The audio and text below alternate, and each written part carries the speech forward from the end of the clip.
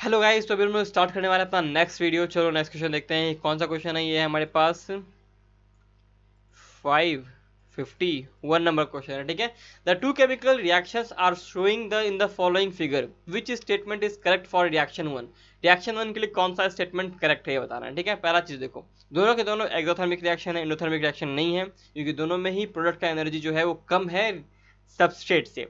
Answer जिसमें जिसमें एंड्रोगोनिक है वो नहीं होगा, बी नहीं होगा और डी नहीं होगा। ए या सी में से ही कोई आंसर होने वाला है। अब बताना है कि फास्टर कौन है, स्लोअर कौन है, इसको चीज को समझना है। तो जरा ध्यान से देखो, समझो इस बात को। अगर मैं इस डायग्राम को उठा के यहां पुट करूं तो ऐसा कुछ दिखाई देगा। ये सोचो ना, ऐसा लग रहा है ना कि रिएक्शन वन जो है वो इंजाइम के प्रेजेंस में नहीं हो रहा है, और रिएक्शन टू जो हो रहा है वो जो इंजाइम के प्रेजेंस में हो रहा है। ऐसा लग रहा है कि नहीं लग रहा? अगर इंजाइम के प्रेजेंस में रिएक्शन टू हो रहा है तो कौन सा वाला रिएक्शन जो होगा वो फास्ट होगा, जरा सोचो। Reaction two will be fast, reaction one is slower than reaction two. इसका मतलब रिएक्शन वन जो है वो रिएक्शन टू से कैसा है, स्लोअर है। आंसर क्या हो जाएगा, ए हो जाएगा, slower and more exergonic than reaction to.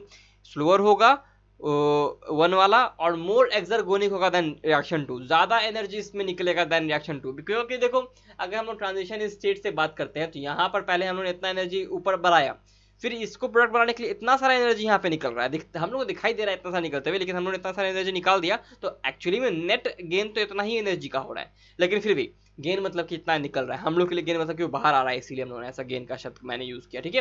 फिर लेकिन यहाँ पे देखो हमारा एक्टिवेशन एनर्जी बस इतना सा ही है। इसका मतलब यहाँ से यहाँ आने में बहुत कम हमें गेन हो रहा है, लेकिन जो हम लोग को निकलता दिखाई दे रहा है, लेकिन गेन तो अभी भी सेम है, गेन में कोई दिक्कत नहीं है, लेकिन यहाँ पे निकलता कम दिखाई दे रहा है, तो इसलिए मोर एक्सर्गोनिक लिखा है। कंफ्यूज नहीं होना, ये ट्रांजिशन स्टेट के रेस्पेक्ट में बात कर रहा है, ठीक है। स्लोअर तो होगा, आंसर क्या हो जाएगा, ए हो जाएगा इसका, ठीक है। बी और डी आंसर नहीं होगा। At the time of cotton seeds germination the stored food is digested by. देखो, कोई भी सीड जो होता है उसमें फूड होता है, ठीक है, उसी के लिए तो उसका जो कॉटिलिडन है या फिर एंडोस्पर्म है वो बना हुआ है। अब बोला क्या जा रहा है कि कॉटन सीड जर्मिनेशन जो होता है, जो स्टोर फूड जो होता है डाइजेस्ट जब होता है, कॉटन सीड का जब जर्मिनेशन होता है तो उसमें जो स्टोर फूड होता है डाइजेस्ट होता है। किस चीज के कारण डाइजेस्ट होता है बताना है। Which one of the following enzyme is compose of simple protein. कौन सा एंजाइम इसमें से बस सिंपल प्रोटीन से बना है, बस सिंपल प्रोटीन से बना है। देखो, नेक्स्ट वाला क्वेश्चन ना थोड़ा कंफ्यूजिंग है, आंसर बताना आप लोग के लिए बड़ा मुश्किल होगा, लेकिन इसका आंसर आप लोग बहुत आसानी से बता देंगे, क्योंकि देखो कोई भी सीड होता है ना उसमें प्रोटीनेशियस लेयर होता है, इसलिए हम लोग उसको अमाइलो, देखो कोई भी सीड जो होता है उसमें प्रोटीनेशियस लेयर होता है, लेकिन जो फूड होता है वो फूड होता है हमारे पास क्या है, स्टार्च, जिसमें स्टोरेज होता है। हम लोग पहले बात किए हैं कि प्लांट्स में बनता है ग्लूकोज, ठीक है ना, ट्रांसपोर्ट होता है सुक्रोज, स्टोर होता है स्टार्च। हम लोग पहले बात किया है इस चीज के बारे में। अब जरा समझो इसके बारे में यहाँ पे कि जो सीड जो है उसको जर्मिनेशन करने के लिए क्या चाहिए, ग्लूकोज चाहिए। तो ग्लूकोज कहाँ से निकालेगा, वो स्टार्च को तोड़ेगा और तोड़ के ग्लूकोज बनाएगा और ग्लूकोज से एनर्जी निकालेगा माइटोकॉन्ड्रिया का यूज करके, उसमें उसका ऑक्सीडेशन करके। तो ग्लूकोज को तोड़ने के लिए कौन सा एंजाइम चाहिए होता है, हमारे बॉडी में क्या होता है, अमाइलेज होता है ना, सलाइवरी अमाइलेज, पैनक्रियाटिक अमाइलेज। तो वहां भी अमाइलेज काम करेगा, बिकॉज हमें कार्बोहाइड्रेट यानी कि जो हमारा स्टार्च है उसको तोड़ना है। आंसर क्या हो जाएगा, अमाइलेज हो जाएगा, ठीक है ना, कोई दिक्कत नहीं ना। Fat is hydrolysed bye enzyme lipase 12। Fat जो होता है वो लाइपेज एंजाइम के द्वारा हाइड्रोलाइज होता है, क्या देने के लिए, क्या बनाता है वो बताना है। इस क्वेश्चन का आंसर आपको एनिमल फिजियोलॉजी के डाइजेशन चैप्टर में मिलेगा, जो मैंने पढ़ाया है एक शॉर्ट में, आधे घंटे में मैंने आपका डाइजेशन पिछले साल के हर क्वेश्चन को कवर करते हुए मैंने पढ़ा दिया है। एनसीईआरटी के लाइन टू लाइन मैंने समझा दिए हैं, सब चीज मैंने बता दिया है, तो प्लीज जाके देखें। उन पूरा का पूरा ह्यूमन फिजियोलॉजी मैंने बताया है, सारे के सारे 6 चैप्टर जितने भी हैं सब मैंने बताए हैं, ठीक है ना, ये जी ध्यान रखिएगा। चलो आगे बढ़ते हैं, इस क्वेश्चन का आंसर दो। क्या बनाता है फैट हाइड्रोलाइज होकर के, क्या बनाता है फैट हाइड्रोलाइज होकर, क्या बनाता है, ग्लाइसेरॉल और फैटी एसिड बनाता है। हीमोफिलिया में 7 चैप्टर है ना, हीमोफिलिया 7 चैप्टर, मैंने 6 बोल दिया शायद गलती से, मुझे शायद याद नहीं रहा, 7 चैप्टर है, ठीक है। इसका आंसर क्या होगा, ग्लाइसरॉल फैटी एसिड, मैंने 7 चैप्टर पढ़ाए हैं, ओके, ये ध्यान रखिएगा। सबस्ट्रेट ऑफ अमाइलेज एंजाइम, पहले फिर से वही चीज आ गया, अमाइलेज एंजाइम का सबस्ट्रेट क्या है। अब ये क्वेश्चन थोड़ा सा इंटरेस्टिंग है, रीजन, यहाँ पे सुक्रोज भी है, स्टार्च भी है, दोनों के दोनों ही कार्बोहाइड्रेट है, लेकिन ये ध्यान रखिएगा अमाइलेज एंजाइम के लिए सबस्ट्रेट स्टार्च है ना कि सुक्रोज। सुक्रोज का एंजाइम जो होता है वो सुक्रेज होता है, ना कि अमाइलेज होता है। अमाइलेज स्टार्च पे काम करके उसको डाइसेक्राइड में कन्वर्ट करेगा, तो डाइसेक्राइड कौन सा होगा, या तो सुक्रोज हो सकता है, तो माल्टोज हो सकता है। लेकिन जिस तरह का भी होगा उस पर माल्टेज काम करेगा, फिर सुक्रेज आके काम करेगा, तो ये सब डाइसेक्राइड्स है। अमाइलेज पॉलीसेक्राइड पे काम कर रहा है जो कि स्टार्च है। आंसर इसका हो जाएगा सी। ठीक है, इंजाइम विच हाइड्रोलाइजेज स्टार्च इनटू मेल्टोज। देखो ऐसा इंजाइम बताना है जो स्टार्च को मेल्टोज में तोड़ता है, स्टार्च को मेल्टोज में तोड़ता है। अब सोचने वाली बात है, मेल्टोज में ही क्यों तोड़ता है ना, मेल्टोज में ही क्यों तोड़ता है, मेल्टोज में क्या होता है बताओ, मेल्टोज का मोनोसेक्राइड क्या है, मेल्टोज देखो मेल्टोज क्या है, डाइसेक्राइड है, तो मेल्टोज कौन से दो मोनोसेक्राइड्स मिलकर बनता है, ग्लूकोज प्लस ग्लूकोज। मेल्टोज का जो डाइसेक्राइड जो है इसमें दो कम ग्रुप होते हैं, ग्लूकोज, और दोनों ही ग्लूकोज ही होता है। स्टार्च में सारे के सारे यूनिट ग्लूकोज होते हैं, स्टार्च में सारे के सारे यूनिट ग्लूकोज होते हैं। सुक्रोज के अंदर दो यूनिट होता है, ग्लूकोज प्लस फ्रुक्टोज। तो सारे के सारे एंजाइम्स जो है ना अलग अलग होंगे। सुक्रोज में इन्वर्टेज भी लगता है, ये ध्यान रखिएगा, अगर सुक्रेज नहीं लिखा रहेगा तो invertase is the most correct answer. हर जगह आपको इन्वर्टेज ही मिलता हुआ लिखा हुआ दिखाई देगा, लेकिन सुक्रेज ही बहुत लोग कहते हैं। Invertase is also a very very very very very great answer. ठीक है, ये ध्यान रखिएगा, अगर कोई पूछता है तो सुक्रेज या फिर इन्वर्टेज बोलिए, अगर कोई एक आंसर पूछेगा तो इन्वर्टेज ही बताइएगा। ठीक है, सुक्रोज में इन्वर्टेज बताइएगा। आते हैं हाइड्रोलाइसिस ऑफ स्टार्च टू मेल्टोज पे, क्या होगा बताओ।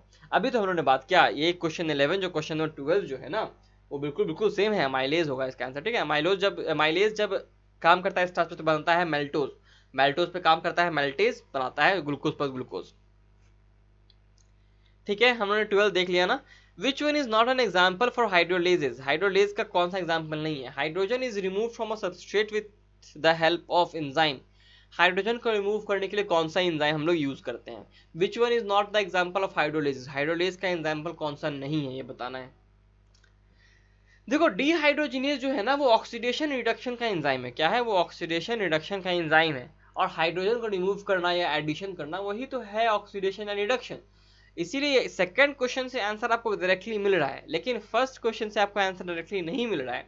लेकिन फिर भी समझो, हाइड्रोलेज का एग्जाम्पल नहीं होना चाहिए। जो चीज हाइड्रोलेज करता है वो दो सेकेराइड्स को, या फिर कह सकते हो पॉलीसेकेराइड या पेप्टाइड जो कि होता है कंपाउंड्स को तोड़ करके वहां पे H2O ऐड कर देता है। क्योंकि कभी भी कोई भी पॉलीमर बनता है तो वहां पे कंडेंसेशन होता है, कंडेंसेशन में क्या होता है H2O निकल जाता है, एक कंपाउंड का OH एक कंपाउंड का H, चाहे वो पेप्टाइड बॉन्ड हो चाहे ग्लाइकोसिडिक बॉन्ड हो, सब में ऐसा हो रहा है।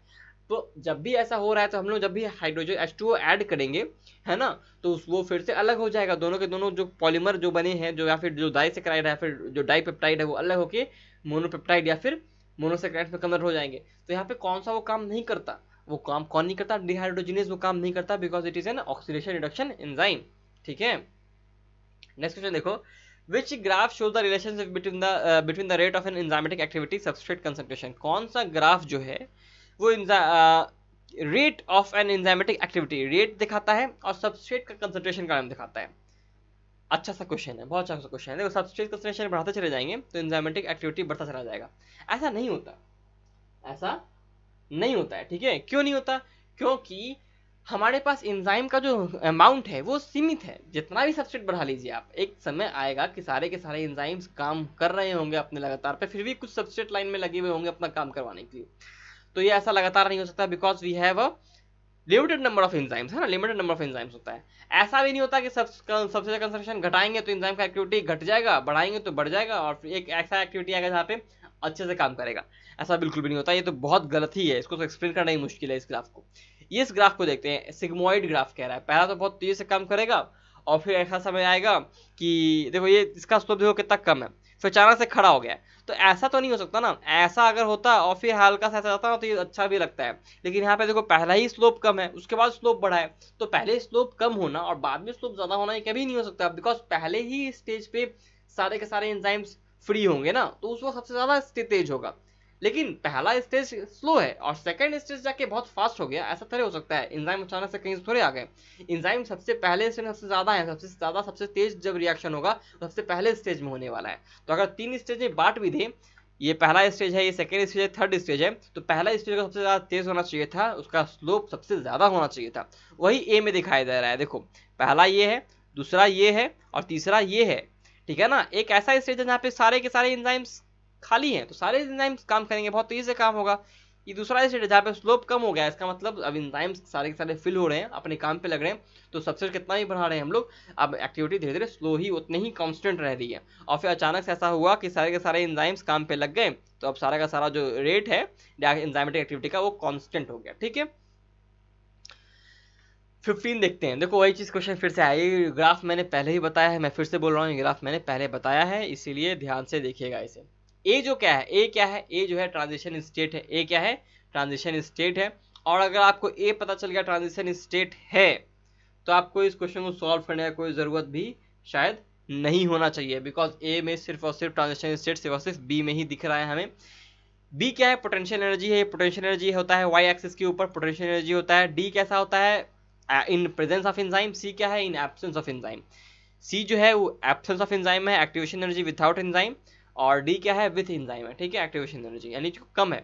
नेक्स्ट क्वेश्चन देख रहे हैं, the enzyme concerned with the transfer of electrons. देखो फिर से वही चीज हो गया, ट्रांसफर ऑफ इलेक्ट्रॉन्स कब होता है, जब हमें ऑक्सीडेशन या रिडक्शन करना पड़ता है। आंसर क्या होगा, या तो ऑक्सीडोडिडक्टेज होगा या तो डिहाइड्रोजिनेज होगा। ठीक, last question, enzymes having different molecular structure but similar function. Molecular structure अलग है, फंक्शन सिमिलर है। नेक्स्ट क्वेश्चन देखते हैं, enzyme which are slightly different in molecular structure but can perform identical activity are called. ऐसे दो enzyme जो कि थोड़े से मॉलिक्यूलर स्ट्रक्चर में अलग अलग हैं, लेकिन वो सेम ही काम कर सकते हैं, एक ही ऐसा काम करते हैं। हम लोग एक चीज स्टेटमेंट यूज करते हैं केमिस्ट्री में, होता है आइसोमर, है ना, यानी कि सेम तरह के दिखते हैं। तो यहाँ पे वही कर रहे हैं हम लोग, यहाँ पे आइसो एंजाइम उनके लिए यूज करेंगे। बहुत अच्छा क्वेश्चन है, लेकिन चांसेस बहुत कम है आने के। ठीक है ना, बहुत अलग ढंग का क्वेश्चन है, लेकिन ये अगर ध्यान से देखो ना, इसका लॉजिक लगाया जा सकता है। अगर कोई बच्चा अच्छे से कॉन्सेप्ट समझ में आता है, आइसो मतलब क्या है, इसमें आइसो गैमेट्स भी हम लोग यूज करते हैं, जहाँ सेम टाइप गैमेट्स दिखाई देखते हैं हम लोग को। तो आइसो शब्द का जो बच्चा मतलब समझता है ना, वो इन दोनों में से किसी क्वेश्चन का भी आंसर मारेगा तो आइसो एंजाइम ही मारेगा। होलो एंजाइम, एपो एंजाइम कोई एंजाइम नहीं मारेगा, बिकॉज हम लोग को सब पता चल रहा है होलो एंजाइम मतलब एक एंजाइम होता है जो कि पूरा कंप्लीट है। उसमें दो पार्ट होते हैं, एपो एंजाइम और कोई एंजाइम। एपो एंजाइम जो प्रोटीनेशियस पार्ट होता है, कोई एंजाइम नॉन प्रोटीनेशियस पार्ट होता है। तो कोई भी एलिमिनेशन मेथड भी लगाएगा तो आंसर ए पे ही पहुंचेगा। ठीक, ये तरह से हमारा ये वीडियो भी खत्म होता है। ठीक है, तो ये वाला वीडियो हमारा खत्म होता है। अब अगले वीडियो में आपसे मिलेंगे 561 से लेके 570 क्वेश्चंस के लिए। तब तक के लिए till then sayonara, study smart, work hard and stay healthy guys. ठीक है।